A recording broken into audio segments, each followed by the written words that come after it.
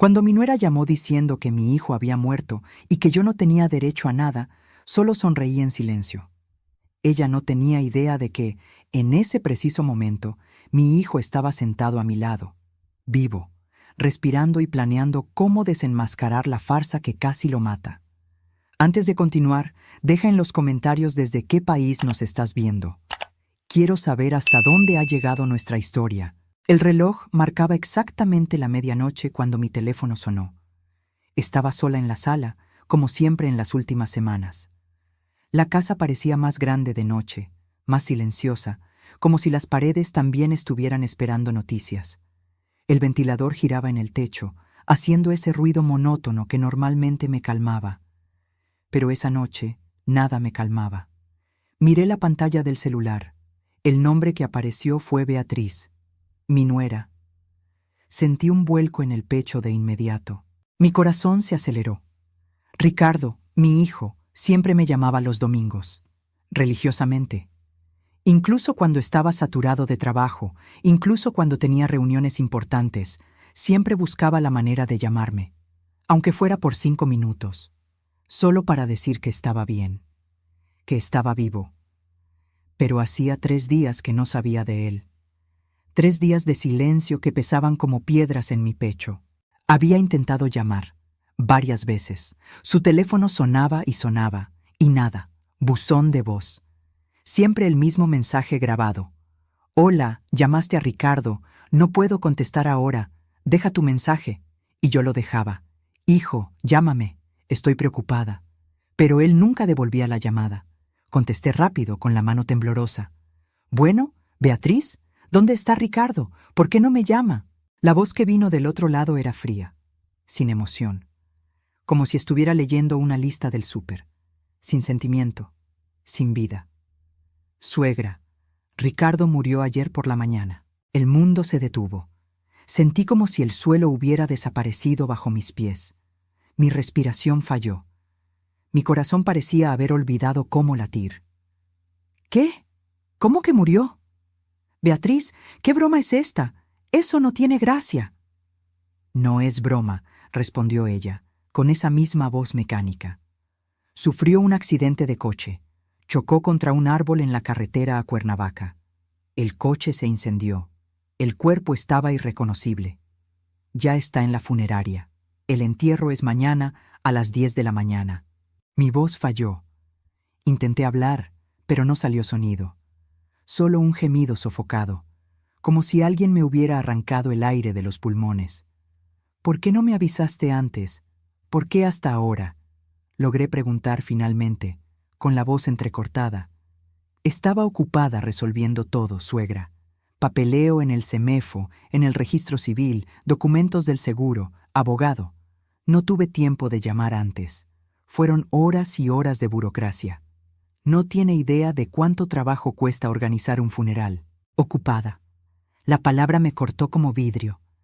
¿Mi hijo estaba muerto y ella estaba demasiado ocupada para avisarme? Beatriz, necesito ver a mi hijo. ¿Dónde está ahora? ¿En qué velatorio? Ya fue cremado.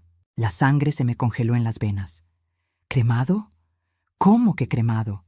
Ni siquiera pude despedirme. ¿Cómo pudiste hacer eso sin avisarme? Fue decisión mía, suegra. Yo soy la esposa. Tengo la autoridad legal sobre el cuerpo. Ricardo siempre dijo que quería ser cremado, así que solo cumplí su voluntad. Sentí la rabia subiendo por mi garganta como lava hirviendo, pero respiré profundo. No era momento de explotar, no era momento de pelear. Necesitaba entender qué estaba pasando. ¿Y Miguelito? Pregunté, refiriéndome a mi nieto de 7 años. ¿Cómo está? ¿El niño vio a su padre muerto? Él está bien. Se va a quedar conmigo, obviamente. Es mi hijo. ¿Puedo hablar con él? Por favor, Beatriz, déjame hablar con mi nieto. Está durmiendo. No lo voy a despertar. Ya pasó por mucho estrés hoy. El silencio que siguió fue pesado, denso, sofocante. Yo todavía estaba intentando procesar todo. La muerte, la cremación, el hecho de no haber podido despedirme, cuando Beatriz soltó la bomba final. Hay otra cosa que necesitas saber, suegra. Ricardo dejó un testamento. registrado ante notario hace 6 meses. Me dejó todo a mí. La casa en el club de golf, el coche, los ahorros, el seguro de vida. Absolutamente todo. Usted no tiene derecho a nada, ni a un centavo. Fue su elección. Me quedé paralizada. No por la herencia. Nunca me importó el dinero. Mi hijo siempre me ayudaba cuando lo necesitaba, y con eso bastaba. Pero por la frialdad, por la forma en que lo dijo, como si me estuviera expulsando de la vida de mi propio hijo, como si yo ya no tuviera ningún valor ahora que Ricardo estaba muerto. Beatriz, yo nunca pedí nada, nunca quise nada. Solo quiero saber qué le pasó a mi hijo. Solo quiero entender. ¿Cómo fue el accidente? ¿Sufrió? ¿Alguien estaba con él? No hay nada que entender, suegra. Iba manejando solo. Perdió el control del coche. Chocó con el árbol. El coche se quemó. Murió al instante. Fue rápido. No sufrió. Se acabó. Y ahora yo me encargo de todo. Soy la viuda. Tengo responsabilidades. Si quiere venir al entierro mañana, venga. Pero no haga escenitas. No quiero dramas frente a su familia. Su familia. Como si yo no formara parte de ella. Como si 9 meses de embarazo, el parto, las noches en vela y el trabajo duro para sacar adelante a ese muchacho, yo sola no significaran nada. Estaré allí, respondí, con voz temblorosa pero firme. Me voy a despedir de mi hijo, con o sin tu permiso. Como quiera, el entierro es a las 10 en el Panteón Municipal. Adiós, suegra. Y colgó, así, sin más, como si solo me hubiera dado el reporte del clima. Me quedé mirando el teléfono por varios minutos. La pantalla se puso negra. Mi mano aún apretaba el aparato con fuerza. Las lágrimas empezaron a caer sin que me diera cuenta. Primero despacio, después como cascadas. Sollozos violentos sacudieron mi cuerpo. Mi hijo, mi Ricardo, el niño que crié sola después de que su padre nos abandonara cuando él tenía apenas 3 años. El hombre que siempre me llamaba los domingos. El padre dedicado que adoraba a Miguelito. Muerto, y ni siquiera pude despedirme. Ni pude tomar su mano una última vez. Ni pude decirle que lo amaba. Pero algo no cuadraba. Cuanto más lo pensaba, más mal parecía todo. La frialdad de Beatriz. La cremación demasiado rápida, en menos de un día. El testamento que mencionó como si hubiera sido planeado. La forma en que dijo, usted no tiene derecho a nada, como si estuviera saboreando esas palabras. Todo parecía calculado, ensayado, falso. Intenté llamar a Ricardo. Necesitaba escuchar su voz, aunque fuera solo en el buzón. El teléfono sonó, sonó, sonó. Nadie contestó. Llamé de nuevo, directo al buzón. Otra vez, el mismo resultado. Otra vez, nada. Me levanté con las piernas débiles y fui a la cocina a tomar agua. Mis manos temblaban tanto que derramé agua en el suelo. No me importó. Limpiaría después. ¿O no? ¿Qué importaba ahora? Mi cabeza daba vueltas. ¿Sería verdad? ¿De verdad mi hijo había muerto? ¿Y por qué Beatriz parecía tan satisfecha? No era tristeza lo que escuché en su voz. Era alivio. Como si se hubiera quitado un peso de encima. Volví a la sala y me senté de nuevo en la misma silla.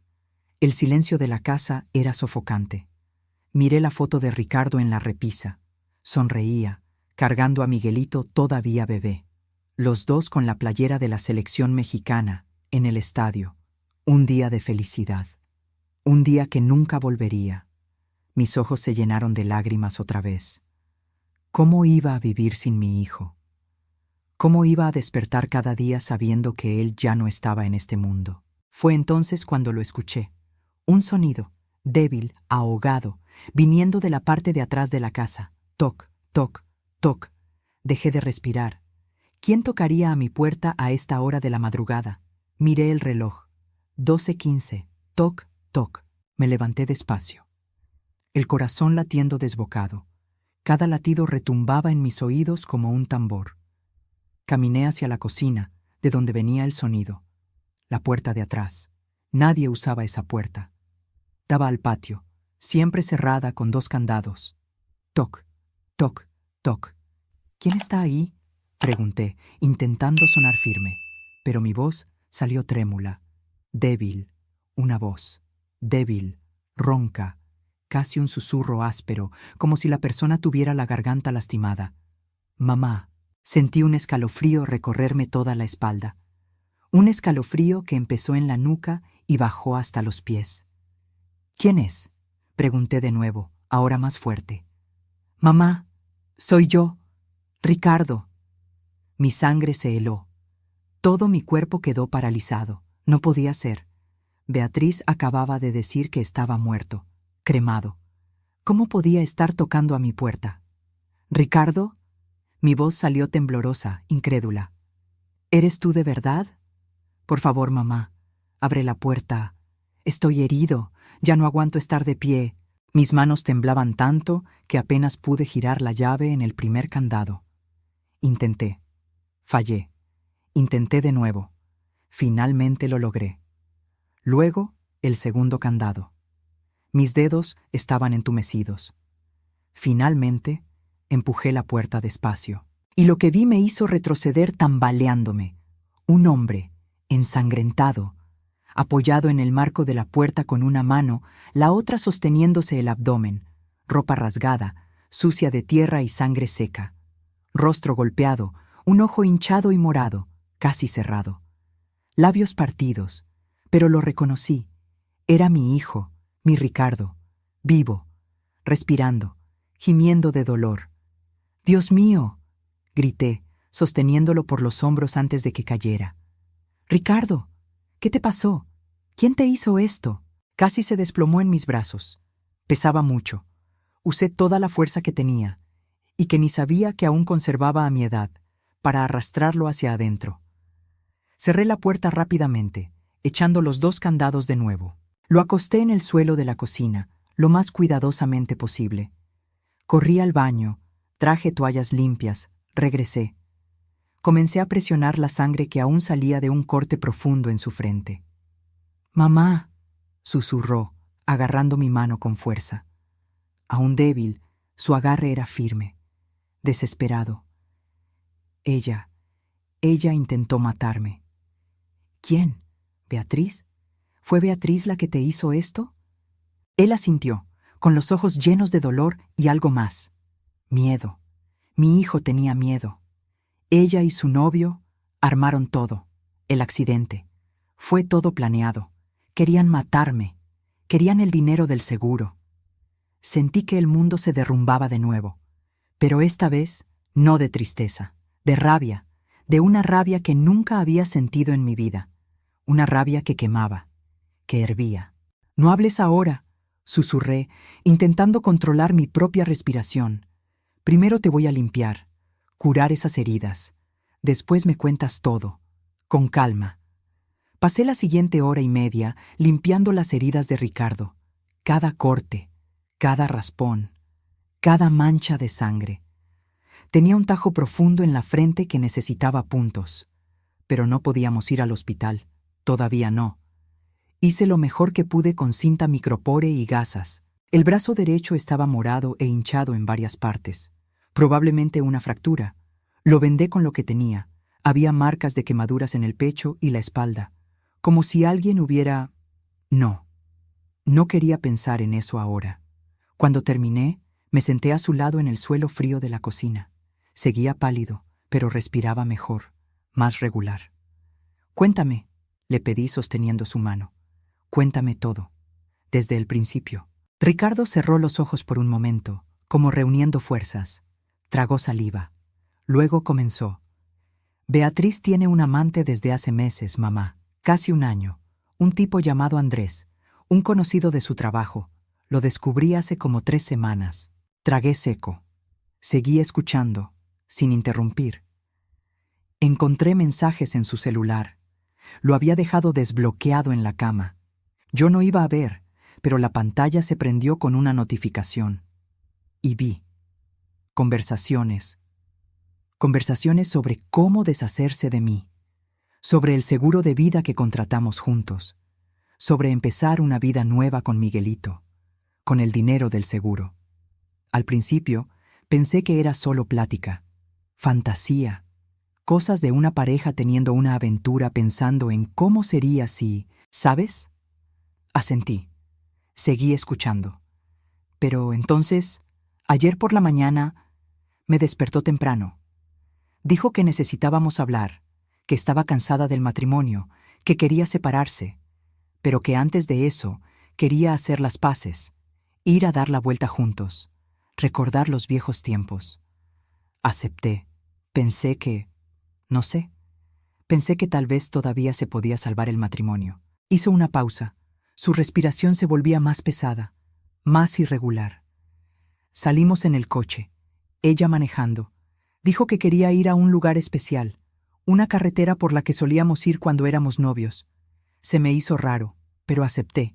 Fuimos hacia una carretera solitaria, rumbo a Morelos, casi desierta. Y entonces, él apareció. ¿Andrés? Pregunté, sintiendo que el corazón se me apretaba. Ricardo asintió, con lágrimas empezando a formarse en sus ojos. Me sacaron del coche a la fuerza. Andrés traía un tubo de metal.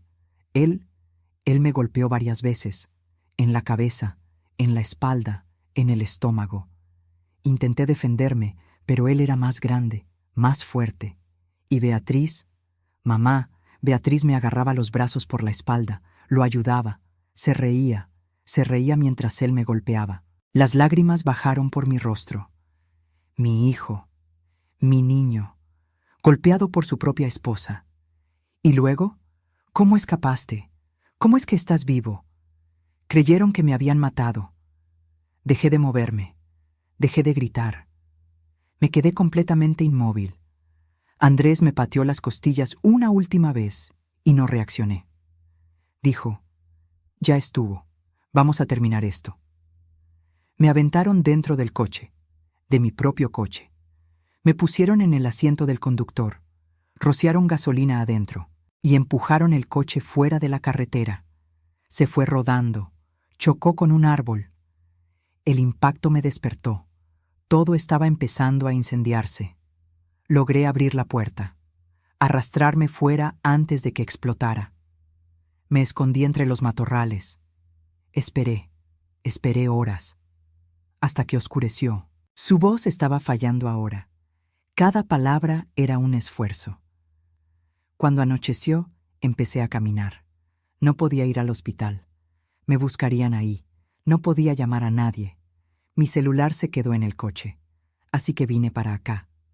Caminando, cojeando, parando en cada esquina porque el dolor era demasiado. Tardé horas, pero necesitaba llegar aquí. Necesitaba llegar con mi mamá. Lo abracé, con cuidado de no lastimarlo más, y lloré. Lloré por todo, por su dolor, por la traición, por la maldad, por la crueldad, pero también sentí algo más creciendo dentro de mí. Determinación, rabia dirigida, ganas de luchar. Ricardo, dije firme, secándome las lágrimas, si ella cree que estás muerto, vamos a dejar que lo piense. Vamos a dejar que se sienta segura, que planee su siguiente paso, que gaste el dinero que cree que va a recibir. Y entonces, cuando menos lo espere, la vamos a destruir. Vamos a hacer que pague por todo, por cada herida, por cada mentira. Él me miró, y por primera vez desde que llegó, vi un destello de esperanza en sus ojos. ¿Tienes un plan, mamá? Sonreí, una sonrisa fría, determinada, de una mujer que acababa de descubrir de qué era capaz. Todavía no, pero lo tendré. Ten por seguro que lo tendré. Pasé toda la madrugada cuidando de Ricardo. No podía ir al hospital, sería demasiado arriesgado. Si lo registraban en algún sistema, Beatriz y Andrés lo descubrirían, y lo intentarían de nuevo. Esta vez, terminarían el trabajo. Así que hice lo que pude con lo que tenía en casa. Limpié todas las heridas con agua oxigenada. Ricardo gemía de dolor con cada toque, pero aguantaba firme. Le entablillé el brazo con unas vendas que tenía guardadas de cuando me lastimé la muñeca hace años. Le di los analgésicos más fuertes que tenía, los que uso para la artritis en las rodillas. Improvisamos una férula para el brazo usando revistas viejas y más vendas. No era lo ideal, pero funcionaría hasta conseguir un médico de confianza. Las quemaduras en el pecho eran superficiales, probablemente del inicio del incendio, antes de que lograra salir. Le puse pomada para quemaduras y lo cubrí con gasas. Cuando el sol empezó a salir, como a las 5:30 de la mañana, finalmente se quedó dormido en el sofá de la sala. Lo tapé con 2 cobijas gruesas. Estaba temblando, probablemente por el shock. Me quedé sentada en la silla de al lado, solo observándolo, viendo cómo subía y bajaba su pecho. Vivo, respirando, mi hijo. Vivo, respirando, después de que Beatriz me llamó diciendo que estaba muerto. Cremado. ¿Cuántas madres en el mundo reciben la noticia de la muerte de su hijo y luego descubren que es mentira? ¿Cuántas tienen la oportunidad de ver a su hijo vivo otra vez? Yo había tenido esa oportunidad, y no la iba a desperdiciar. Pero tampoco iba a dejar que Beatriz se saliera con la suya. El teléfono sonó. 6:30 de la mañana. Lo agarré rápido para no despertar a Ricardo. Era Beatriz. «Suegra, buenos días». Su voz sonaba cansada, falsa, como si hubiera ensayado el tono exacto de viuda de luto pero agotada. Respiré profundo. Tenía que fingir. Tenía que hacerle creer que estaba destrozada, que no sospechaba nada. «Buenos días», respondí, forzando mi voz para que saliera trémula. No fue difícil. Realmente estaba afectada, solo que no por el motivo que ella pensaba. Yo casi no dormí. Me pasé toda la noche pensando en Ricardo. Me imagino, suegra, es muy difícil. Perder a alguien así, de repente, sin aviso, sin poder despedirse. Yo también casi no dormí. Me quedé resolviendo cosas hasta tarde. ¿Cosas? ¿Qué cosas? ¿Limpiando las pruebas del crimen? ¿Ensayando el papel de viuda? El entierro sigue siendo a las 10, continuó ella. En la capilla del Panteón Municipal. Si quiere venir, es bienvenida. Pero, como le dije ayer, sin dramas. La familia de Ricardo va a estar ahí. Sus colegas del trabajo también. Necesito mantener la compostura, por mí y por Miguelito. Iré, respondí, manteniendo la voz débil. Necesito despedirme de mi hijo, aunque sea solo viendo el ataúd, ya que no puedo ver su cara. Sí. La cremación fue necesaria, suegra. El cuerpo estaba muy dañado. Sería traumático tener un velorio de caja abierta. Créame, fue lo mejor así. ¿Mejor para quién? ¿Para ti, que no querías que nadie examinara el cuerpo y descubriera las marcas de la golpiza? Está bien, respondí, tragándome la rabia. Me voy a arreglar e iré. Gracias por avisarme. De nada. Nos vemos al rato entonces. Ah, ¿y suegra? Trate de no llorar mucho. Miguelito va a estar ahí. No quiero que se traume más de lo que ya está. Y colgó, sin esperar mi respuesta, como si todo estuviera decidido, controlado. Miré a Ricardo. Seguía durmiendo profundamente. Probablemente su cuerpo finalmente se estaba relajando después de horas de tensión y dolor. Decidí no despertarlo. Necesitaba descanso. Y yo necesitaba ir a ese entierro. Necesitaba ver qué estaba tramando Beatriz, ver la farsa con mis propios ojos y mantener las apariencias, para que ella no sospechara nada. Dejé un recado al lado de él en la mesita de centro. Fui al entierro. Regreso antes del mediodía. Quédate escondido. No abras la puerta. No contestes el teléfono. Hay comida en el refri si necesitas. Tómate otro analgésico en 2 horas. Te amo más que a nada, mamá. Me puse mi vestido negro más sencillo. Me amarré el cabello en un chongo bajo. Me puse mis lentes de sol grandes, no solo para ocultar los ojos hinchados de tanto llorar, sino también para observar sin ser observada. Y salí. La capilla del Panteón estaba llena, mucho más de lo que esperaba. Familiares, amigos, compañeros de trabajo de Ricardo, todos vestidos de negro, susurrando condolencias. Algunos lloraban abiertamente, otros tenían esa mirada perdida de quien aún no procesa la noticia. Y en el centro de todo, un ataúd, cerrado, sellado, cubierto con un paño blanco y una corona de flores. Encima, una foto de Ricardo sonriendo. la misma foto que yo tenía en la repisa de mi casa. Él cargando a Miguelito de bebé. Sentí que se me revolvía el estómago. Aquello era una farsa, una mentira elaborada, y Beatriz estaba en el centro de todo, vestida de negro de pies a cabeza, con un velo sobre la cara, llorando en los brazos de personas que yo ni conocía.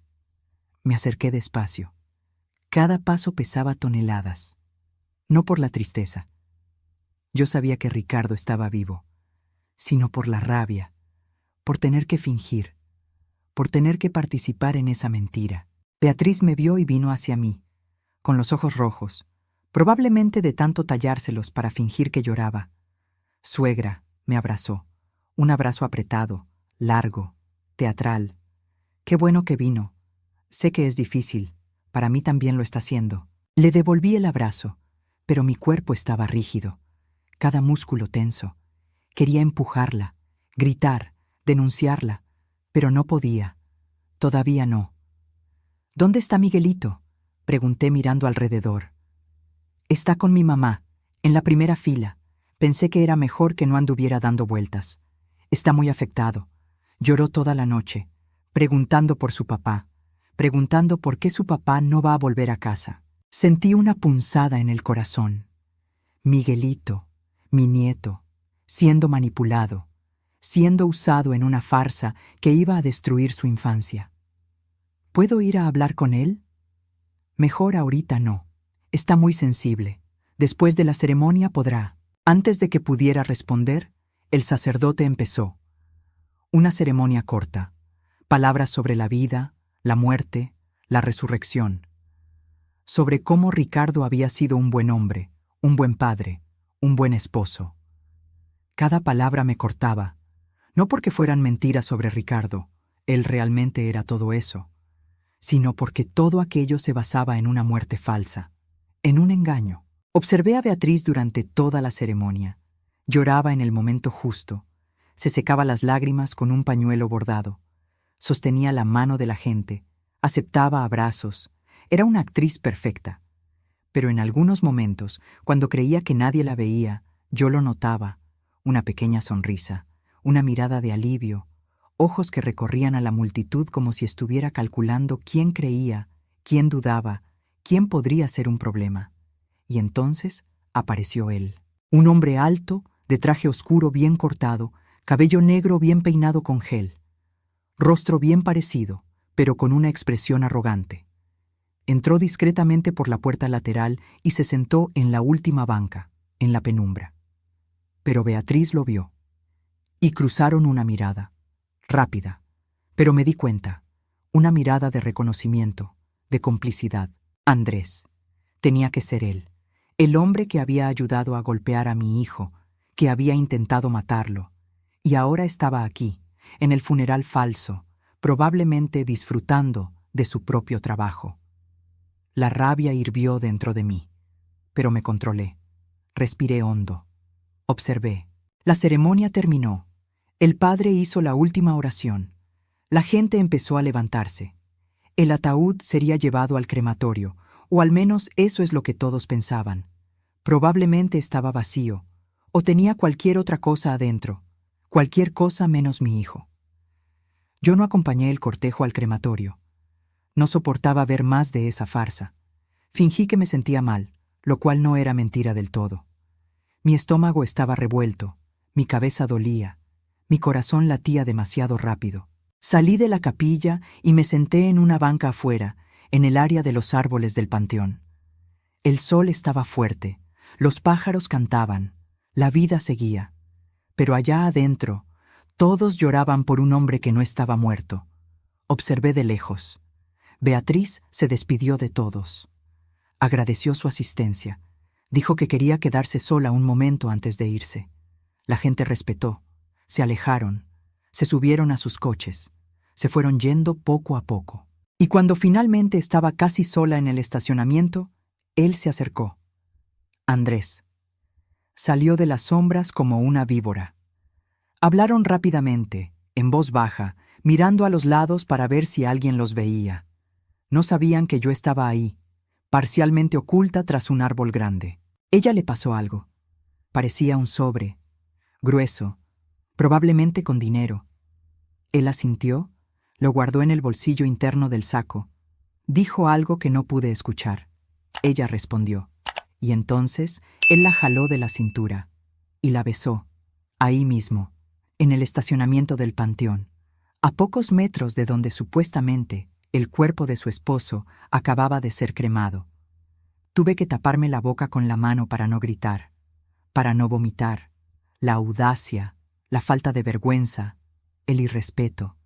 El beso duró unos segundos. Luego ella se apartó, miró nerviosa a su alrededor y se subió al coche. Andrés se fue al lado opuesto del estacionamiento, se subió a un coche negro y salió a toda velocidad. Me quedé ahí sentada unos minutos más, procesando todo, grabando cada detalle en mi memoria, cada expresión, cada gesto. Todo sería útil después. Cuando finalmente regresé a casa, eran casi las 12. Ricardo estaba despierto, sentado a la mesa de la cocina, tomando agua despacio. Seguía pálido, pero más alerta. «¿Cómo estuvo?», preguntó en cuanto me vio. Cerré la puerta con cuidado, le eché llave, me senté a la mesa con él. «Una farsa», respondí, quitándome los lentes oscuros. Lloró, fingió estar destrozada. Interpretó el papel de viuda perfecta. Y Andrés estaba ahí. Ricardo apretó el vaso con fuerza. Los nudillos se le pusieron blancos. ¿Tuvo el descaro de aparecer? Lo tuvo. Se quedó al fondo, discreto. Y después del funeral, Ricardo se besaron. En el estacionamiento. Ella le entregó un sobre, probablemente dinero. «Mi dinero», dijo entre dientes. «El dinero que trabajé años para juntar, que era para el futuro de Miguelito, y ella lo está usando para pagarle al amante que intentó matarme». «No por mucho tiempo», afirmé firme. «Vamos a recuperar todo, y van a pagar, los dos». Ricardo me miró un largo rato, luego preguntó, «¿Qué hacemos ahora, mamá? No puedo simplemente aparecer y decir que estoy vivo. Ella va a inventar cualquier historia. Dirá que yo fingí mi muerte para, no sé, para cualquier cosa. Y Andrés va a desaparecer. Van a esconder las pruebas». Tenía razón. Necesitábamos más que nuestra palabra. Necesitábamos pruebas concretas, irrefutables. «Los mensajes», recordé. «Dijiste que viste mensajes en su celular sobre el plan. Si conseguimos esas conversaciones, tenemos la prueba». «Ha de haber borrado todo, o cambió de celular. Beatriz es lista, no va a dejar rastro». Pensé por un momento. Entonces tuve una idea. Tal vez no borró todo, tal vez está demasiado confiada, creyendo que le salió bien, que está segura. La gente así comete errores, se relaja, y ahí es donde los agarramos. ¿Cómo vamos a conseguir su celular? Sonreí. Una sonrisa calculada, fría. Me invitó a ir a su casa a recoger algunas cosas tuyas. Dijo que separó ropa, papeles, fotos, que puedo llevarme lo que quiera de recuerdo. Iré mañana. Es arriesgado, mamá. ¿Y si sospecha? No lo hará. Estoy haciendo el papel de madre de luto y resignada a la perfección. Ella cree que me tiene en la palma de su mano, que estoy débil, destrozada. Me subestima, y ese va a ser su error. Ricardo asintió lentamente. La confianza volvía poco a poco a sus ojos. Entonces, ¿qué hago yo mientras? ¿Me quedo escondido aquí? Por ahora sí. No puedes salir, no puedes ser visto. Voy a ver si consigo un médico de confianza para que te revise ese brazo. Parece que tienes una fractura, pero tiene que ser alguien que no vaya a registrar nada oficialmente. La doctora Fernanda, sugirió Ricardo. Aquella doctora que atendió a Miguelito cuando se rompió el dedo. ¿Te acuerdas? Tiene su consultorio particular, siempre fue discreta. Y yo la ayudé una vez con unos papeles del municipio. Me debe una. La voy a llamar, ver si puede venir aquí a la casa, sin registros, sin preguntas. Pasé el resto del día cuidando a Ricardo, cambiando las vendas, preparando comida ligera que pudiera comer sin náuseas, y planeando cada detalle de lo que haría en casa de Beatriz. Por la noche, llamé a la doctora Fernanda. Le expliqué, vagamente, que Ricardo había tenido un accidente, pero no podía ir al hospital por cuestiones complicadas. Ella dudó, hizo preguntas. Pero cuando mencioné que era urgente y que pagaríamos bien por su discreción, aceptó. Vino a la mañana siguiente, temprano. Revisó a Ricardo. Confirmó la fractura en el brazo. Trajo un equipo de rayos X portátil en su coche. Lo enyesó adecuadamente. Le recetó medicinas más fuertes para el dolor y para la infección. Y lo más importante, no hizo preguntas. «No sé qué está pasando», dijo en la puerta antes de irse. «Y tal vez sea mejor que no sepa, pero cuídense, y si necesitan algo más, llámenme. Pero solo en una verdadera emergencia. ¿Entendido?» «Entendido, y gracias, doctora. Usted salvó a mi hijo». Me miró con una expresión extraña, como si quisiera decir algo, pero solo asintió con la cabeza y se fue. A la mañana siguiente me arreglé. Me puse ropa sencilla, nada llamativo. Llevé una bolsa grande, fingiría que me llevaba cosas. Pero adentro, puse una grabadora digital pequeña que había comprado hace años para grabar recetas del radio. Nunca pensé que la usaría para esto. Antes de salir, miré a Ricardo. Estaba sentado en el sofá, con el brazo enyesado apoyado en cojines. «¿Estás segura de esto, mamá?», preguntó preocupado. «Segura. Confía en mí. Estaré bien. Conseguiré lo que necesitamos. Si pasa cualquier cosa rara, lo que sea, me llamas. ¿Prometido?» «Prometido». Manejé hasta la casa que antes era de Ricardo, la casa donde vivió con Beatriz y Miguelito por 7 años. Una casa bonita, en una buena colonia, comprada con su esfuerzo, y que ahora Beatriz creía que era solo de ella. Toqué el timbre.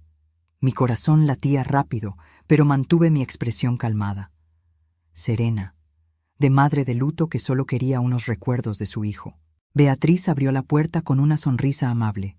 Estaba vestida casual, leggings negros y blusa blanca, el cabello recogido en una cola de caballo, sin maquillaje, intentando parecer la viuda que estaba de luto pero tratando de seguir adelante.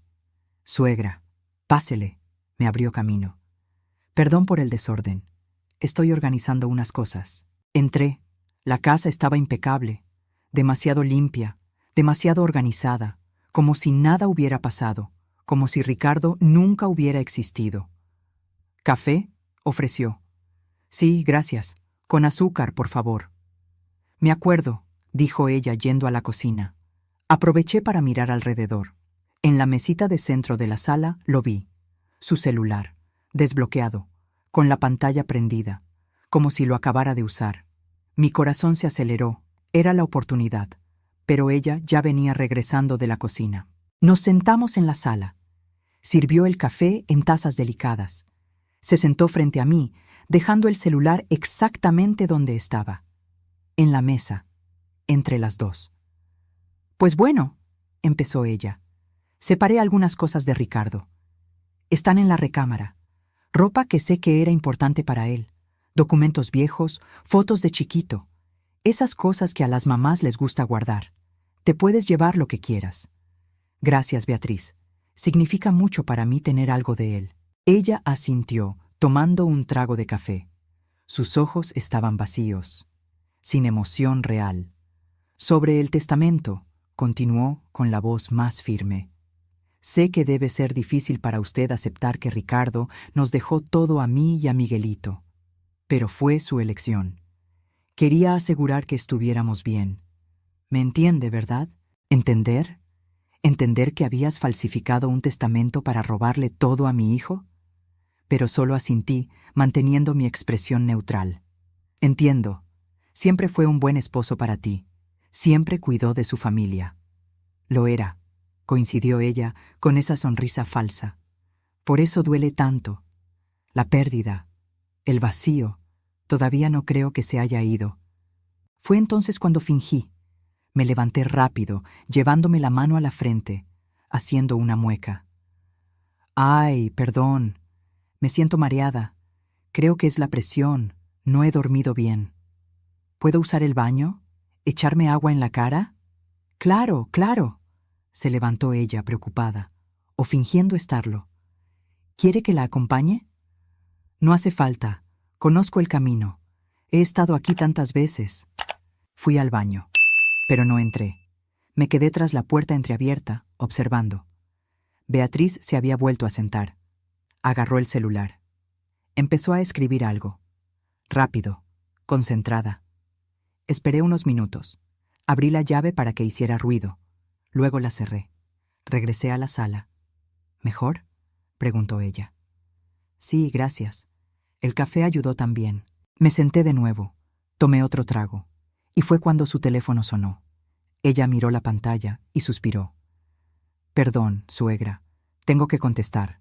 Es el abogado. Por los papeles de la herencia. No te preocupes. Contesta. Es importante. Se levantó y salió al patio de atrás, cerrando la puerta de vidrio tras ella. Podía verla a través del cristal, pero no escuchaba lo que decía.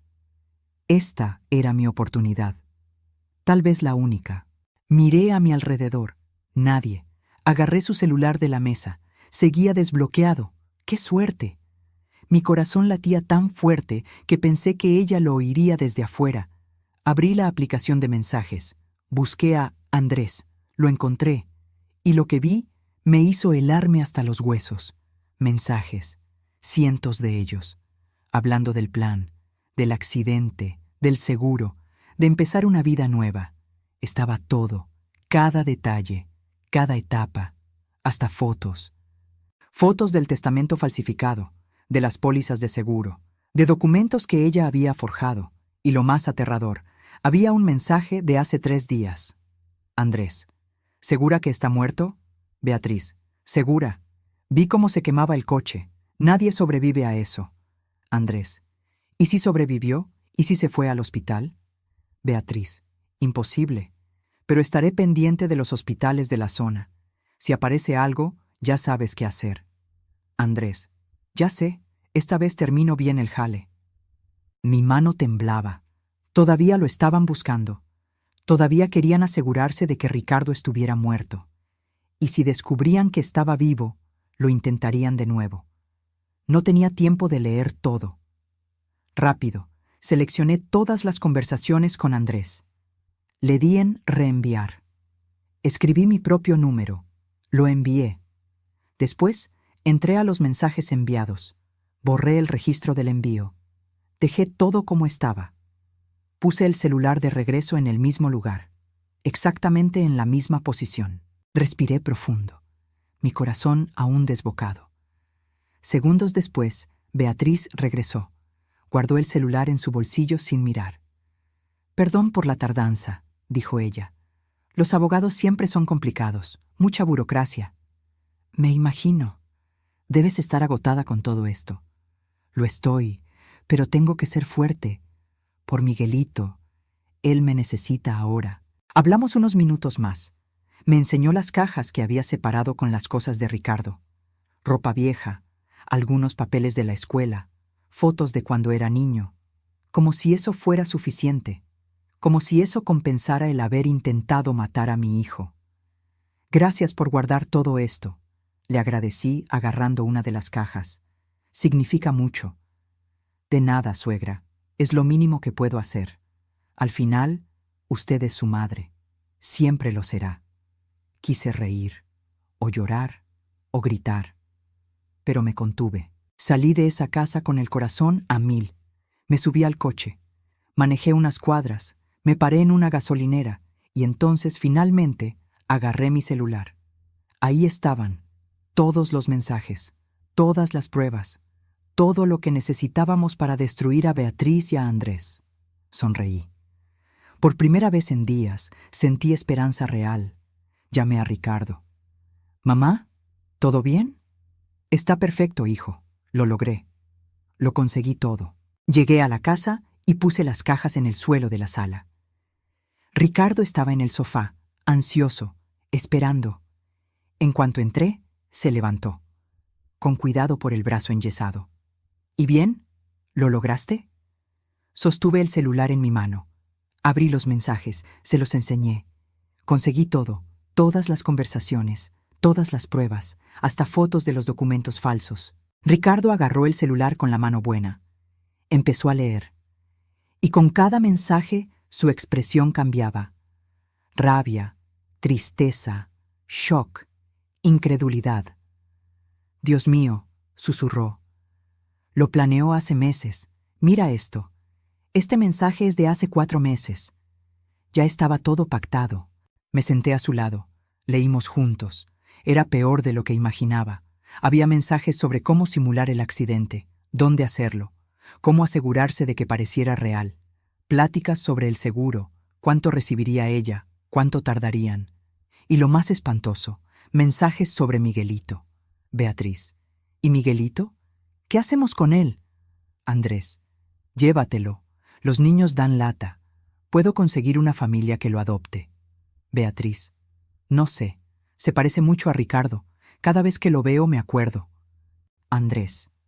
Pues decídete ya. O te lo llevas o lo dejas con la abuela. Pero después de que cobremos el seguro no habrá marcha atrás. Beatriz. Lo voy a pensar, pero creo que se lo dejo a su abuela. Diré que no puedo cuidarlo sola, que estoy muy mal. Ella va a aceptar. Ricardo estaba temblando, de rabia, de dolor. Se iba a deshacer de Miguelito, de nuestro hijo, como si fuera un objeto, como si no importara. Pero no lo hará, afirmé, firme, porque no la vamos a dejar. Estos mensajes son prueba suficiente. Vamos con la policía. ¿Crees que nos van a creer? ¿A una viuda de luto, con papeles en regla, acta de defunción, testamento ante notario, que es una asesina?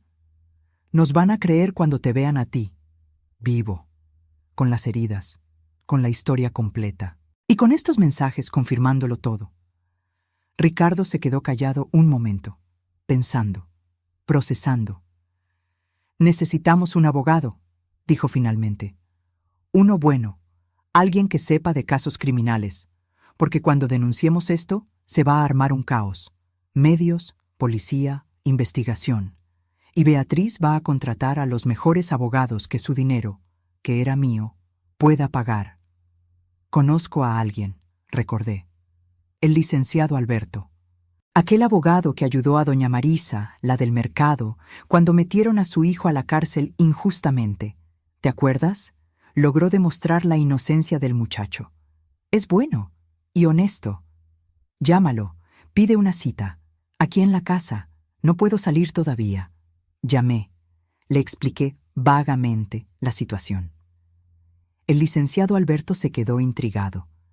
Dijo que vendría al día siguiente, temprano por la mañana. Pasamos el resto del día organizando todo, imprimiendo los mensajes, haciendo una línea del tiempo de los hechos, anotando cada detalle que Ricardo recordaba del ataque, armando un expediente completo. Por la noche, mientras Ricardo dormía, finalmente logrando descansar un poco, me senté sola en la cocina, mirando todas esas hojas impresas regadas en la mesa. Mi hijo casi había sido asesinado por su propia esposa, por dinero, por ambición, por puro egoísmo. Y ella todavía andaba por ahí, libre, haciendo planes, gastando el dinero que creía que era suyo, viviendo la vida como si nada hubiera pasado. Pero no por mucho tiempo. Muy pronto, todo se le vendría abajo, y yo estaría ahí para verlo. El licenciado Alberto llegó puntual a las 8 de la mañana. Era un hombre de unos 50 años, de pelo canoso, lentes de marco grueso, expresión seria pero amable. Traía un maletín de piel ya gastado. Nos sentamos los tres a la mesa de la sala. Contamos todo, de principio a fin. Ricardo enseñó las heridas. Yo enseñé los mensajes impresos. Explicamos lo del funeral falso, lo del testamento forjado, lo del plan para deshacerse de Miguelito. El licenciado Alberto escuchaba en silencio, tomando notas. De vez en cuando sacudía la cabeza, incrédulo.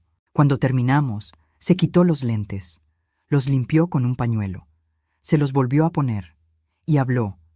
Esto es uno de los casos más absurdos que he visto, y miren que he visto mucho en mi carrera. ¿Entonces nos puede ayudar?, pregunté.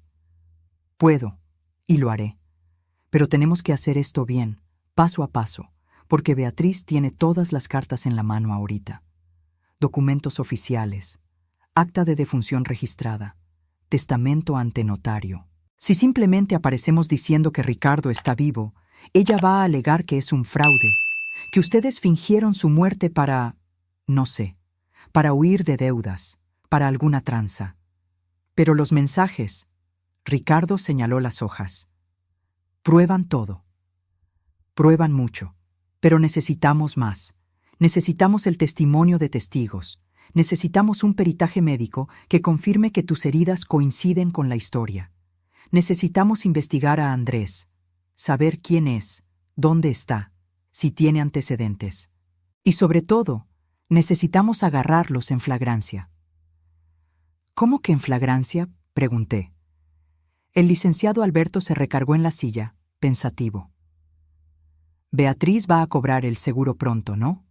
10 millones de pesos. Probablemente ya está en trámite. Y por los mensajes, se va a ver con Andrés para repartirse la lana. Ese es el momento, cuando ella le transfiera el dinero o se lo entregue en efectivo, con la policía lista para agarrarlos.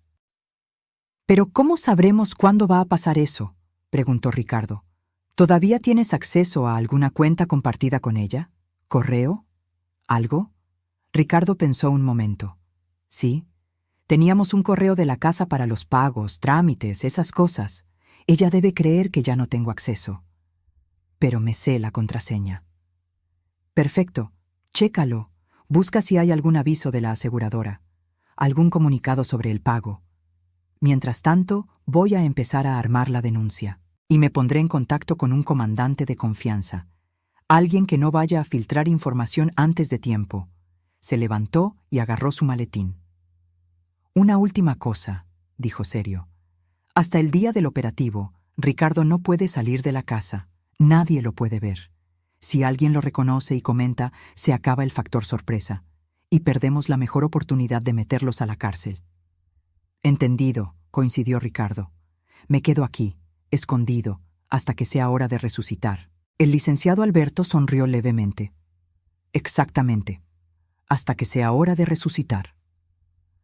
Los días siguientes fueron de preparación intensa. Ricardo entró al correo compartido. Descubrió que la aseguradora ya había aprobado el pago. Los 10 millones serían depositados en la cuenta de Beatriz en una semana. En los mensajes entre ella y Andrés estaban planeando el encuentro. Sería en un hotel en el centro. Ella llevaría la mitad en efectivo, 5 millones. El resto se quedaría en su cuenta para no levantar sospechas de movimientos grandes de un jalón. El licenciado Alberto llevó toda la información al comandante Vega, un hombre serio, de carrera, que ya había trabajado en casos de homicidio y fraude. Él analizó todo, los mensajes, las heridas de Ricardo, la línea del tiempo, y aceptó ayudar. Armaron el operativo. El día del encuentro entre Beatriz y Andrés, habría policías encubiertos en el hotel, micrófonos ocultos en la habitación, cámaras, todo para captar el momento en que ella entregara el dinero y hablaran abiertamente del crimen. ¿Y Ricardo? Ricardo estaría ahí, escondido, esperando el momento justo, el momento de volver de entre los muertos y destruir el plan perfecto de Beatriz. La semana pasó lenta. Cada día parecía de 48 horas. Ricardo estaba cada vez más ansioso. Caminaba por la casa, dentro de los límites, siempre lejos de las ventanas, como león enjaulado. El yeso ya le molestaba menos. Las otras heridas cicatrizaban. Pero la herida emocional, esa estaba lejos de sanar. Yo intentaba mantenerlo distraído. Cocinaba sus platillos favoritos. Veíamos películas juntos. Hablábamos de Miguelito, de cómo sería cuando lo recuperáramos, de la vida después de que todo esto terminara. ¿Crees que me perdone?, preguntó Ricardo una noche, mientras cenábamos. ¿Perdonarte por qué? Por haber desaparecido, por dejar que pensara que me morí, por haberle causado todo ese trauma. Le tomé la mano. Hijo, tú no causaste ningún trauma. Fue Beatriz. Tú eres la víctima aquí, y Miguelito lo va a entender. Tal vez no ahorita, pero cuando crezca, Cuando pueda procesar todo, lo entenderá. Y estará agradecido de que luchaste, de que sobreviviste. Eso espero, porque la culpa me está matando, mamá. Todas las noches sueño que está llorando, llamándome, y yo no puedo ir con él. Unos días más, solo unos días más, y entonces podrás abrazar a tu hijo otra vez, para siempre. El día finalmente llegó. Viernes, el día del encuentro entre Beatriz y Andrés. El licenciado Alberto llamó temprano. Ya está todo listo. El comandante Vega y su equipo están posicionados. El hotel está preparado. Logramos que Andrés reservara la habitación sin saber que es una trampa. Beatriz se verá con él a las 3 de la tarde. ¿Y Ricardo? Se viene conmigo, a las 2. Entramos discretamente. Se queda en una sala de monitoreo que la policía armó en el hotel. De ahí podrá seguir todo. Y cuando sea el momento, entrará a la habitación. ¿Será seguro? La policía estará justo afuera de la puerta, armados. Si Andrés intenta cualquier cosa, será sometido de inmediato. Colgué. Miré a Ricardo. Estaba vestido con ropa oscura, una gorra bien puesta, lentes oscuros, tratando de ser lo más discreto posible. ¿Listo?, pregunté. Más que nunca, lo abracé. Fuerte. Como si fuera la última vez, porque, de alguna forma, lo era. Era la última vez antes de que todo cambiara, antes de que toda la verdad saliera a la luz. Ve allá y termina con esto, y trae a mi nieto de vuelta. Lo haré, lo prometo.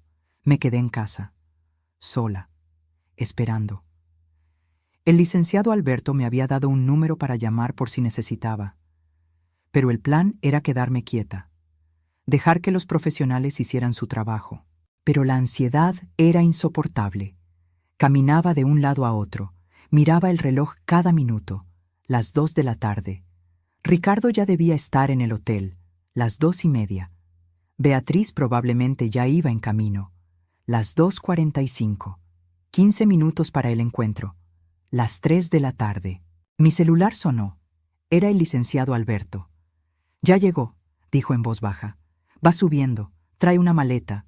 Seguramente es el dinero. Andrés ya está en el cuarto». «¿Y Ricardo?» «Está bien, nervioso, pero bien. Está viendo todo por las pantallas. Manténme informada, por favor. No te preocupes». Colgué. Me senté en el sofá, respiré hondo y esperé. Yo estaba en un cuarto pequeño, lleno de aparatos. Las pantallas mostraban la habitación del hotel desde varios ángulos, micrófonos captando cada sonido.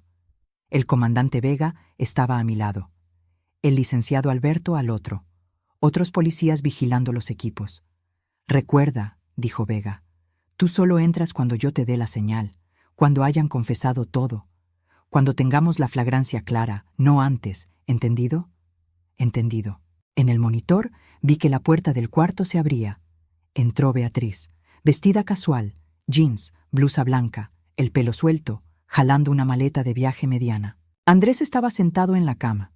Se levantó al verla. Sonrió. La besó. Un beso largo, íntimo. Tuve que aguantarme las ganas de golpear la pantalla. «¿Lo traes?», preguntó él. «Lo traigo», respondió ella, poniendo la maleta en la cama. La abrió. Estaba llena de fajos de billetes. Billetes de 500, organizados, contados. «¿Son los 5 millones?» confirmó él. «Exactamente. Tu parte. Como quedamos». Andrés agarró uno de los fajos. Pasó el pulgar por los billetes. Sonrió satisfecho. «Al fin. Valió la pena todo el jale». Beatriz soltó una risita corta. «¿Crees que fue trabajo? Yo fui la que tuvo que aguantar 7 años casada con ese idiota. Trabajando, trabajando, trabajando. Sin tiempo para nada. Sin que me hiciera caso. Yo me merecía más. Me merecía esto», señaló el dinero. «Y ahora lo tienes. Ahora lo tengo. Y nadie sospecha nada». La policía cerró el caso como accidente. El cuerpo se cremó. No hay forma de que investiguen más. Andrés se sentó en la orilla de la cama. «¿Estás segura de que se murió? ¿Ni una posibilidad de que haya sobrevivido? Beatriz sacudió la cabeza. Ninguna. Le pegaste con todo. Estaba sangrando. Apenas respiraba. Y cuando el coche prendió, no hay forma de que haya salido. Porque si llega a aparecer... No va a aparecer, interrumpió ella, firme.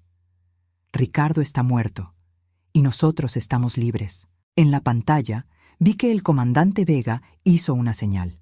Era suficiente. Confesión clara. Flagrancia perfecta. Vamos, dijo él. Ahora es tu turno. Caminé por los pasillos del hotel. 3 policías de civil iban adelante. El licenciado Alberto a mi lado.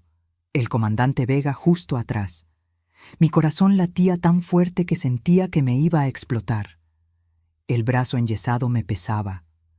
Cada paso retumbaba en el pasillo silencioso. Nos detuvimos frente a la puerta. Habitación 412. Del otro lado, Beatriz y Andrés, creyendo que estaban a salvo, que lo habían logrado, que el crimen perfecto les había salido bien. Vega hizo una señal. Los policías se posicionaron, manos en las fundas de sus armas, listos. Cuando yo toque, susurró, tú entras justo atrás de mí. Deja que yo hable primero. Luego apareces tú. Será el momento de mayor impacto. Asentí. Mi garganta estaba seca. Intenté tragar saliva. No pude. Vega tocó la puerta. 3 golpes firmes. Servicio al cuarto, dijo, fingiendo la voz. Silencio del otro lado. Luego, pasos. La puerta se abrió un poco. Andrés asomó la cara. Expresión de molestia. No pedimos nada de... No terminó la frase. Vega empujó la puerta con fuerza. Entró. Los policías detrás. Yo entré al último. La escena se quedó congelada por un segundo. Beatriz estaba cerca de la cama, sosteniendo un fajo de billetes. Andrés seguía cerca de la puerta, los dos con cara de shock absoluto. «Policía», Vega enseñó su placa. «Nadie se mueva». Andrés intentó correr. Fue sometido de inmediato por 2 policías, derribado al suelo, esposado en segundos. Beatriz soltó el dinero. Se llevó las manos a la boca, con los ojos pelones. ¿Qué está pasando? Yo no hice nada. ¿Por qué están aquí? Queda usted arrestada, dijo Vega tranquilamente, por intento de homicidio, fraude al seguro, falsificación de documentos y lavado de dinero. Eso es un absurdo. No pueden hacer eso. Soy una viuda. Mi esposo murió. Pregúntenle a quien sea. Hay acta de defunción. Está todo registrado. ¿De verdad?, dijo una voz. Mi voz. Di un paso al frente. Me quité la gorra. Me quité los lentes oscuros. Beatriz me vio. Y su mundo se le vino abajo. No, susurró. No puede ser. Hola, Beatriz, dije, con voz firme a pesar de estar temblando por dentro. ¿Te sorprende verme? Ella retrocedió tambaleándose. Se sentó en la orilla de la cama, blanca como papel, con los ojos fijos en mí como si estuviera viendo a un fantasma, y de alguna manera lo estaba haciendo. Tú estás... ¿Pero cómo? ¿Muerto? Completé. Era lo que querías, ¿no? Que me muriera en esa carretera, que el coche explotara conmigo adentro, que te quedaras con todo, con la casa, con el dinero, con la libertad para vivir con tu amante. No, Ricardo, no entiendes. ¿No entiendo qué? Mi voz subió. Toda la rabia que llevaba guardando estalló. ¿No entiendo que mi propia esposa planeó matarme? ¿Que contrató a su amante para golpearme? ¿Que me aventó en un coche y le prendió fuego? ¿Que luego hizo un funeral falso y fingió llorar? Yo no. Fue Andrés. Fue idea de él. Yo no quería. ¡Mentirosa!, gritó Andrés desde el suelo, esposado. Fue tu idea. Tú planeaste cada detalle. Yo solo hice el jale. Beatriz lo miró con odio. Cállate, idiota. Acabas de confesar todo. Vega sonrió. Y los dos fueron grabados, cada palabra, cada confesión, incluyendo la parte donde dijiste que yo merecía morir porque era un mal esposo. Beatriz escondió la cara entre sus manos. Empezó a llorar, pero no eran lágrimas de arrepentimiento, eran de rabia, de frustración, porque había perdido. Beatriz Morales y Andrés Castillo, dijo Vega formalmente, quedan arrestados. Tienen derecho a guardar silencio. Todo lo que digan puede y será usado en su contra. Los policías levantaron a Andrés del suelo. Otro policía esposó a Beatriz. Ella seguía llorando, gritando. Decía que era una injusticia, que ella era la víctima, pero nadie la escuchaba. Cuando la sacaron del cuarto, pasó junto a mí. Se detuvo, me miró a los ojos, y por primera vez vi algo real en esa mirada. Odio. Te debiste haber muerto, susurró. Pero no lo hice, y ahora vas a pagar por todo. Se la llevaron. A Andrés también. El cuarto quedó vacío. Solo yo, Vega y el licenciado Alberto. Mis piernas fallaron. Me senté en la cama. Me puse la cabeza entre las manos. Y por primera vez en días, lloré. No de tristeza, de alivio. Finalmente había terminado. El licenciado Alberto me puso la mano en el hombro. Fuiste muy valiente, Ricardo. Muy fuerte. Ahora la justicia hará su trabajo. Vega se sentó a mi lado. Vamos a necesitar tu declaración formal y necesitaremos un peritaje médico completo, documentar cada herida, armar el caso. Pero con la flagrancia de hoy, con las grabaciones, con los mensajes, el caso está cerrado. Van a pasar mucho tiempo en la cárcel. ¿Y Miguelito? Pregunté. Mi hijo. ¿Qué pasa con él ahora? Vas a pedir la custodia. Como padre biológico y único tutor legal ahora que la madre está arrestada. No habrá problema. El juez lo concederá de inmediato.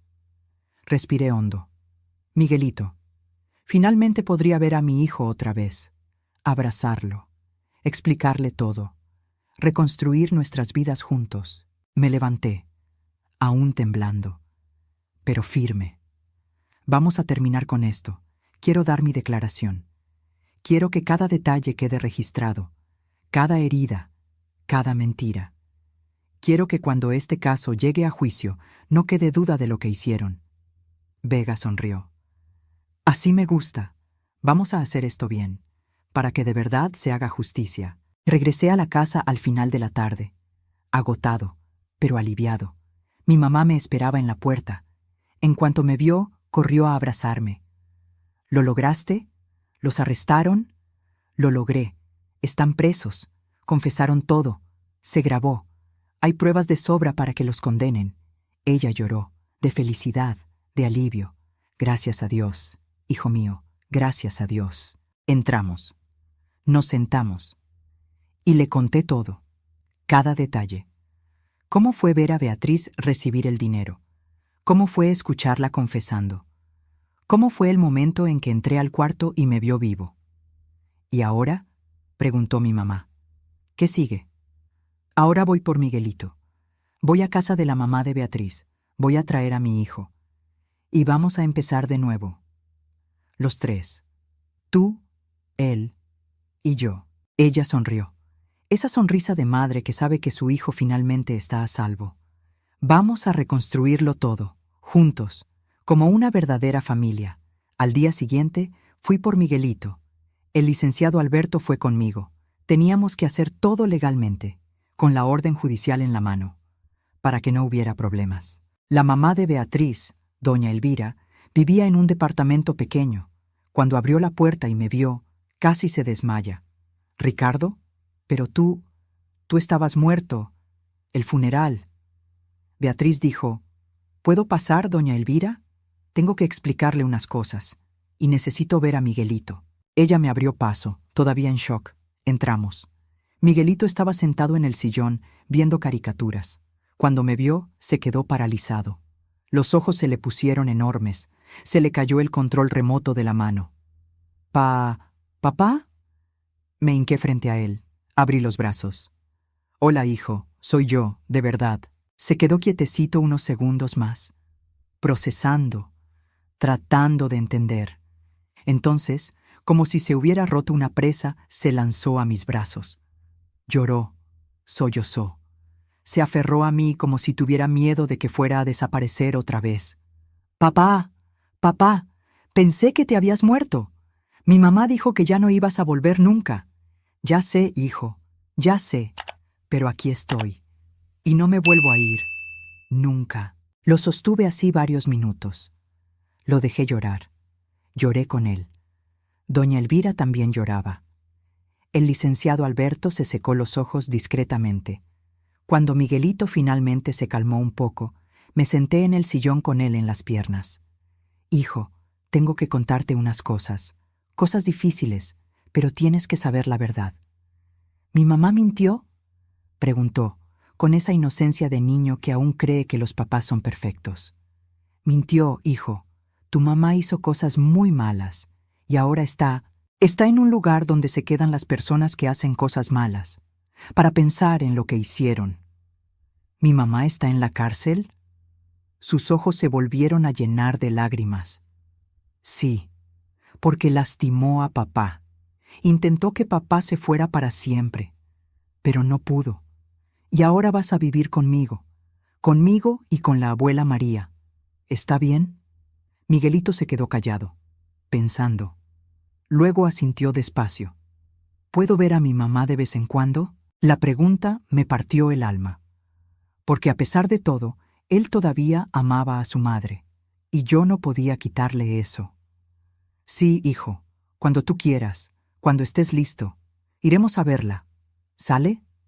«Sale». Doña Elvira se acercó, aún llorando, todavía procesando todo. «Ricardo, te juro que yo no sabía nada. Beatriz nunca me contó nada. Si hubiera sabido... Dios mío, si hubiera sabido...». «Lo sé, doña Elvira. Usted no tiene la culpa. Beatriz nos engañó a todos, hasta a su propia madre. ¿Qué va a pasar con ella? Va a ser juzgada, va a responder por sus crímenes, y probablemente pasará muchos años guardada». Ella se tapó la cara, llorando por su hija, por la mujer que crió y que ahora era una criminal. Nos fuimos de ahí con Miguelito. Llevamos algo de su ropa, unos juguetes, lo esencial, lo demás lo recogería después. En el camino a la casa, Miguelito fue callado en el asiento de atrás, mirando por la ventana, procesando todo a su manera. «Papá», llamó de repente. «¿Qué pasó, hijo? ¿Vas a volver a trabajar?». La pregunta me tomó por sorpresa, pero era tan normal, tan de niño, como si lo único que importara fuera la rutina, la normalidad. «Sí, hijo, pero voy a trabajar menos. Voy a pasar más tiempo contigo. Te lo prometo». «¿Y la abuela va a hacer pastel de chocolate?». Sonreí. Por primera vez en semanas, una sonrisa de verdad. «Sí, ten por seguro que sí». Las semanas siguientes fueron de adaptación. Miguelito empezó a ir a terapia.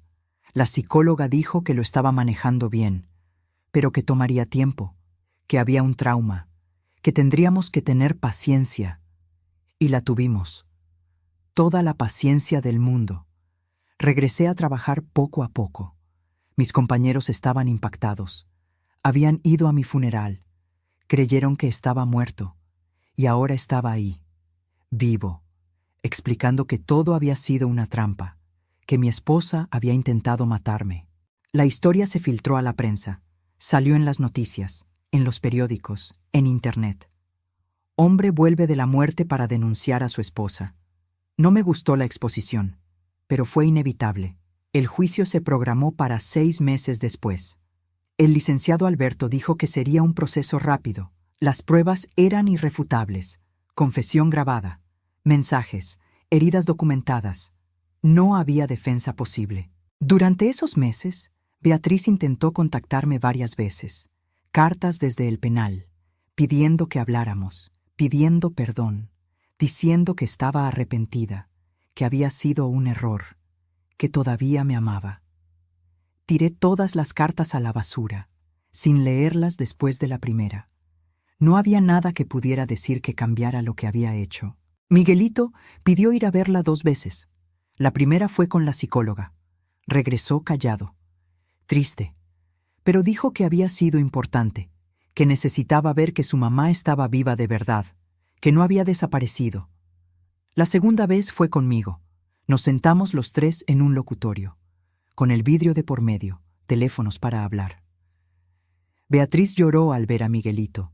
Dijo que lo extrañaba mucho, que se arrepentía, que si pudiera regresar el tiempo. Miguelito escuchó. No dijo mucho, solo: «Adiós, mamá, cuídate». Y nos fuimos. En el camino me preguntó: «Papá, ¿está mal que todavía quiera a mi mamá?». Le tomé la mano. «No, hijo, no está mal.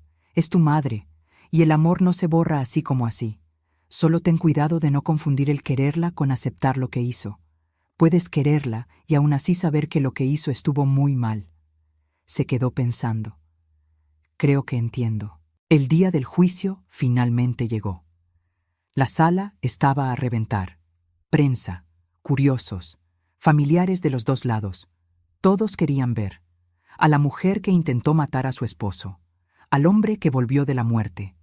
Beatriz entró escoltada. Se veía diferente, más flaca, el pelo sin brillo, ojeras profundas. La cárcel le estaba cobrando factura. Andrés entró después. También se veía acabado, golpeado por la vida. Me senté en la primera fila. Mi mamá a mi lado, el licenciado Alberto atrás. Miguelito se quedó en casa con una vecina. No quería que viera eso. Ya había visto suficiente trauma. El juez entró. Todos nos levantamos. Empezó la sesión. El fiscal presentó las pruebas, una por una. Leyeron los mensajes en voz alta. Pusieron las grabaciones del operativo en el hotel. Enseñaron las fotos de mis heridas. Los peritajes médicos confirmando que fueron por una golpiza. La defensa trató de pelear. Argumentaron que Beatriz estaba bajo presión emocional, que el matrimonio estaba mal, que no estaba en sus 5 sentidos, pero las pruebas eran demoledoras. No había forma de negarlo. No había cómo justificarlo. Cuando me tocó testificar, subí al estrado. Puse la mano en la Biblia. Juré decir la verdad. Y conté todo. Cada detalle, cada dolor, cada momento de desesperación, cada segundo en que pensé que me iba a morir. Miré a Beatriz varias veces mientras hablaba. Ella mantenía la cabeza gacha. No podía sostenerme la mirada. Su abogado trató de hacerme perder el control en el interrogatorio. Preguntó si yo había sido un buen esposo, si no le había dado motivos para buscar a alguien más, si no había descuidado el matrimonio. Fui un esposo imperfecto, respondí. Trabajaba mucho. A veces no le daba la atención que debía, pero nunca, jamás, hice nada que justificara un intento de asesinato. Un mal matrimonio se arregla con el divorcio, no con un homicidio. La sala aplaudió. El juez golpeó el mazo pidiendo silencio. Andrés también testificó. Trató de echarle toda la culpa a Beatriz. Dijo que ella lo había manipulado, que él solo era un amante enamorado que hizo locuras por amor. Pero el fiscal despedazó su testimonio. Enseñó mensajes donde él claramente planeaba cada detalle, donde hablaba de su parte del dinero, donde hablaba de deshacerse de mí. Después de 3 días de juicio, llegó la hora de la sentencia. El juez leyó pausado, analizando todas las pruebas presentadas, los testimonios, los peritajes. No queda duda de que los acusados, Beatriz Morales y Andrés Castillo, planearon y ejecutaron el intento de homicidio calificado contra Ricardo Morales. Además, cometieron fraude al seguro, falsificación de documentos y lavado de dinero. Hizo una pausa. Miró a los acusados. Beatriz Morales, queda usted sentenciada a 28 años de prisión en régimen cerrado. Beatriz gritó, lloró, pataleó. Los guardias la tuvieron que someter. Andrés Castillo, queda usted sentenciado a 25 años de prisión en régimen cerrado. Andrés solo bajó la cabeza. Sabía que estaba acabado. Además, continuó el juez, todos los bienes obtenidos por el fraude deben ser devueltos a Ricardo Morales. La casa, el dinero del seguro, todo. Y la custodia del menor Miguelito Morales queda definitivamente con su padre, Ricardo Morales. El mazo golpeó 1, 2, 3 veces. Se cierra la sesión. Sentí que mi mamá me agarró la mano, me la apretó fuerte, lloraba, pero esta vez de alivio, de que se había hecho justicia. Cuando salimos del tribunal había reporteros, micrófonos, cámaras, todos querían una declaración. El licenciado Alberto se puso al frente, habló por mí. Ricardo Morales está conforme con la decisión de la justicia. Ahora solo quiere reconstruir su vida, cuidar de su hijo y seguir adelante. No habrá más declaraciones. Pedimos respeto y privacidad. Gracias. Y nos fuimos. Rápido. Nos subimos al coche. Fuimos a casa. En los meses que siguieron, la vida se empezó a normalizar. Regresé a trabajar de tiempo completo.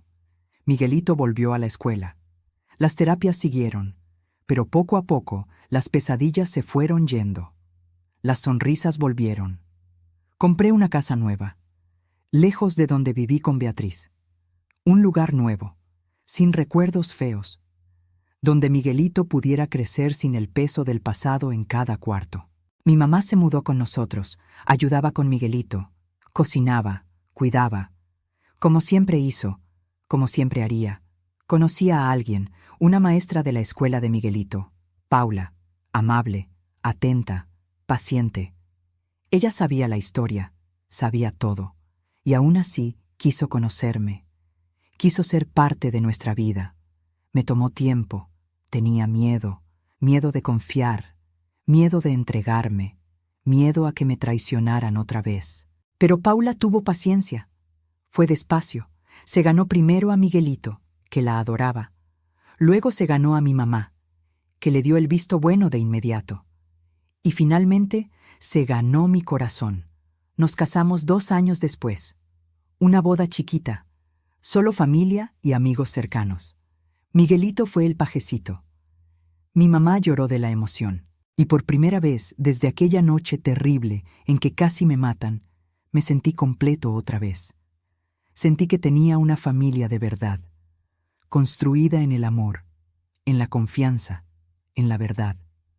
Beatriz cumplió su condena, 28 años. Miguelito la visitó algunas veces los primeros años. Luego dejó de ir. Dijo que ya estaba en paz con el pasado, que había perdonado, no porque ella se lo mereciera, sino porque él lo necesitaba, para seguir adelante. Cuando ella salió de la cárcel, ya era una mujer vieja, acabada, arrepentida. Intentó buscarnos, pero Miguelito, ya hecho un hombre, no quiso. Ya perdoné, me dijo, pero perdonar no significa olvidar, ni volver a tener una relación. Ella tomó sus decisiones, y yo tomé las mías. Sentí orgullo del hombre en que se convirtió, fuerte, justo, bueno, todo lo que hubiera podido desear. Andrés murió en la cárcel, en una pelea entre reos. No sentí nada cuando me enteré, ni rabia, ni gusto, solo nada. Ya no importaba. Hoy, años después, miro hacia atrás y veo toda una vida, llena de dolor, sí, de traición, de casi morir, de trauma, pero también llena de nuevos comienzos, de amor, de familia, de superación, la llamada de medianoche, la puerta de atrás, el cuerpo ensangrentado, el funeral falso, el juicio. Todo eso es parte de mi historia, pero no me define, porque aprendí que nos pueden casi destruir, casi nos pueden matar, nos pueden quitar todo, pero mientras haya vida, hay elección. Puedo elegir ser la víctima para siempre, o puedo elegir ser un sobreviviente. Puedo elegir que el pasado me defina, o puedo elegir construir un futuro mejor, y yo elegí reconstruir. Con mi mamá, con mi hijo, con mi nueva esposa, con amor, con verdad, con justicia. Beatriz intentó matarme, pero lo que no sabía es que al hacerlo me hizo renacer. Me hizo más fuerte, me hizo valorar cada segundo de vida, cada abrazo, cada sonrisa. Y por eso, de un modo extraño, doy gracias. No a ella, jamás a ella, sino a la vida, por darme una segunda oportunidad, por enseñarme quién importa de verdad, por enseñarme que la familia no es quien comparte tu sangre o tu apellido, es quien está a tu lado cuando todo se cae a pedazos, quien te levanta cuando te caes, quien te abraza cuando ya casi te rindes. Y yo tuve eso, tengo eso, y lo llevaré conmigo hasta mi último día. La historia de Beatriz terminó en una celda, pero la mía sigue, llena de vida, llena de amor, llena de esperanza. Porque al final lo que cuenta no es cuántas veces nos caemos, es cuántas veces nos levantamos. Y yo me levanté, con ayuda, con amor, con determinación, y aquí estoy, vivo, respirando, amando, siendo amado. Y eso, para mí, es la victoria, la más grande de todas. Si llegaste hasta aquí, muchas gracias por seguir esta jornada. Fue larga, fue difícil, pero necesaria, porque demuestra que no importa qué tan oscura sea la noche, siempre existe la posibilidad de un nuevo amanecer. Si te gustó esta historia, dale like. Suscríbete al canal para más historias así. Comenta qué te pareció. Tu opinión es muy importante para mí. Y si puedes, hazte miembro del canal. Tu apoyo hace toda la diferencia y me ayuda a seguir trayendo historias que toquen el corazón, que hagan pensar, que demuestren que la vida siempre vale la pena. Hasta la próxima historia. Y recuerda, mientras haya vida, hay esperanza. Mientras haya amor, hay nuevos comienzos. Mientras haya verdad, hay justicia. Nunca te rindas, nunca dejes de luchar, porque tu historia aún no termina. Y tenlo por seguro, lo mejor está por venir.